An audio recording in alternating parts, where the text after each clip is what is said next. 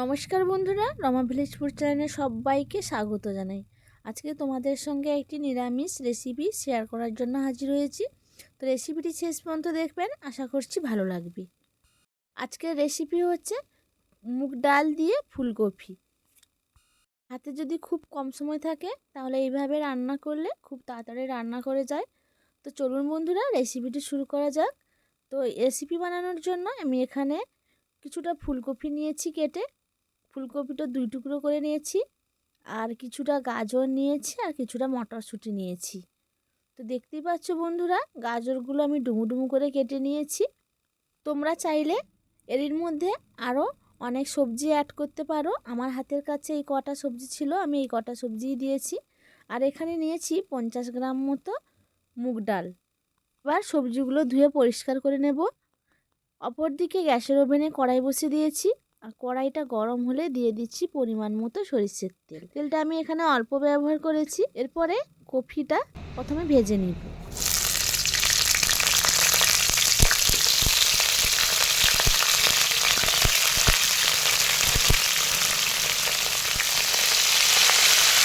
কপিটা ভাজার সময় আমি এখানটায় পরিমাণ মতো হলুদ আর লবণ দিয়ে দিচ্ছি। ততক্ষণে বন্ধুদের বলি, যে প্রত্যেকে রেসিপিটি দেখছো অবশ্যই কমেন্ট করে জানাবে। তোমাদের একটা কমেন্ট করতে আমার কিন্তু দারুণ লাগে। আর যে সকল বন্ধুরা এখনও সাবস্ক্রাইব করেনি আমার চ্যানেলটিকে, তাদের কাছে অনুরোধ রইল চ্যানেলটিকে সাবস্ক্রাইব করে আমার পাশে থাকতে। আর এই সহজ রেসিপিটি শেষ পর্যন্ত দেখে ভালোবেসে একটা লাইক কমেন্ট অবশ্যই করে যাবে। আর যদি রেসিপিটি পছন্দ হয় তাহলে বন্ধুদের মধ্যে শেয়ার করে দেওয়ার অনুরোধ রইল। তো চলো, খানিকক্ষণ ভাজার পরে আমি একটা ঢাকা দিয়ে দিচ্ছি 1 থেকে 2 মিনিট মতো। ঢাকাটা খুলে চেক করে নেব ফুলকপিটা ভাজা হয়ে গেছে কিনা। আমি কিন্তু পুরো ড্রাই করে ভাজবো না, হালকা লাল করে ভেজেছি। এরপরে দিয়ে দিব বাকি সবজিগুলো, গাজর আর মটরশুঁটি। হালকা নাড়াচাড়া করে নিব।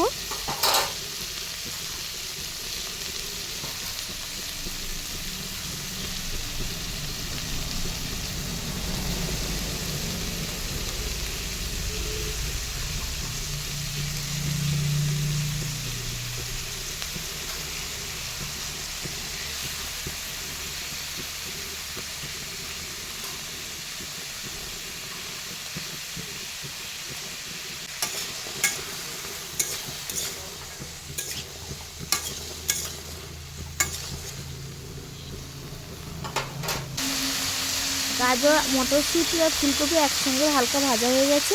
এতে দিয়ে দিচ্ছি আমি ডাল। তার সঙ্গে ডালটাও একসঙ্গে খানিকক্ষণ ভেজে নিব।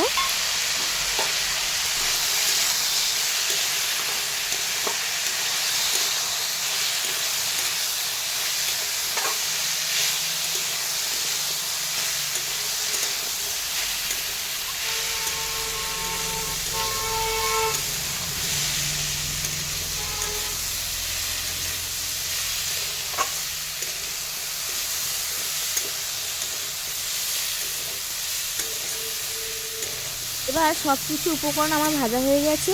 এরপরে আমি একটা ইন্ডাকশানে জল গরম করে রেখেছিলাম। এখানে পরিমাণ মতো জল দিয়ে দিচ্ছি। যার সবজি যতটা থাকবে সেইভাবে সেদ্ধ হবে, সেই পরিমাণ জল দিয়ে দিতে হবে। তো আমি এখানটায় জল অ্যাড করেছি 500 গ্রাম মতো। এবার খুন্তির সাহায্যে সব কিছু নাড়াচাড়া করে আমি 20 মিনিট মতো ঢাকা দিয়ে দিব।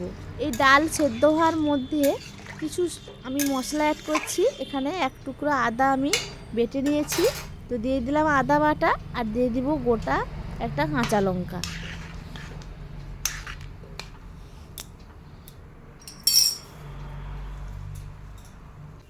এরপরে 20 মিনিট মতো ঢাকা দিয়ে দিব। এবং এই সেদ্ধর সময় গ্যাসের তাপটা কিন্তু খুবই লো রাখতে হবে।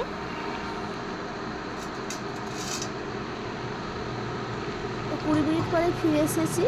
দেখতেই পাচ্ছ বন্ধুরা, ডালটা কিন্তু আমার সেদ্ধ হয়ে গেছে, আর সবজিগুলোও পুরো সেদ্ধ হয়ে গলে গেছে। তো আমি একটা চামচ বা খুন্তির সাহায্যে ভালোভাবে একটু মিক্স করে নিব নেড়ে চেড়ে।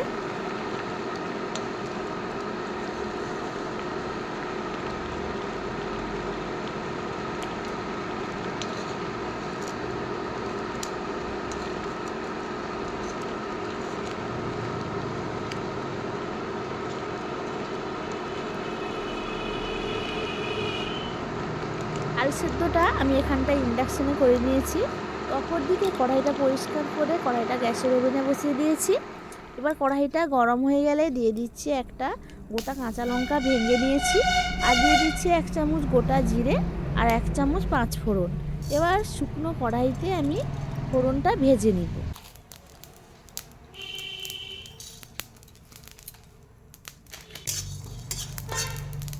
এরপরে ফোড়নগুলো শুকনো কড়ায় খানিকক্ষণ নাড়াচাড়া করে নিতে হবে, কারণ শুকনো কড়ায় নাড়াচাড়া করলে তার একটা আলাদা স্মেল তৈরি হয়। আর এর মধ্যে হালকা ভাজা হয়ে এসছে। এরপরে দিয়ে দিচ্ছি খানিকটা সরিষার তেল। তেলের মধ্যে আরও কিছুক্ষণ ফোড়নটা ফুটে উঠলেই সিদ্ধ করা ডালটা আমি ঢেলে দিব।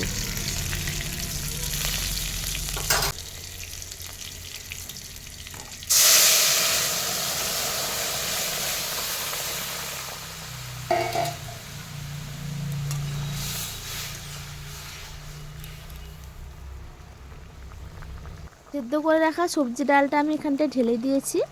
এরপরে পরিমাণ মতো 1 চামচ আমি এখানটায় চিনি অ্যাড করছি। যে যেমন মিষ্টি খেতে পছন্দ করো তেমনটাই চিনি অ্যাড করবে, আর যারা মিষ্টি খেতে ভালোবাসো না তারা চিনিটা স্কিপ করে যাবেন।